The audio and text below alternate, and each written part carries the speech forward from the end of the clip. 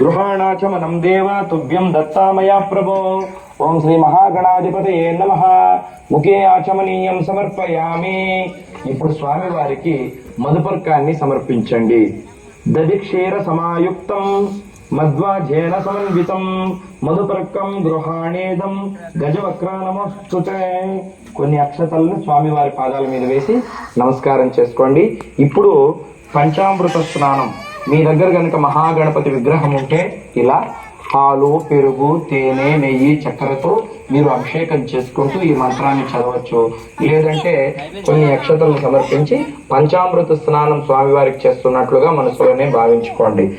ఓం స్నానం పంచామృతైర్దేవ గృహాణ గణనాయక అనాథనాథ సర్వజ్ఞ గిర్వాణ గణపూజిత. ఓం శ్రీ మహాగణాధిపతయే నమః. పంచామృత స్నానం సమర్పయ.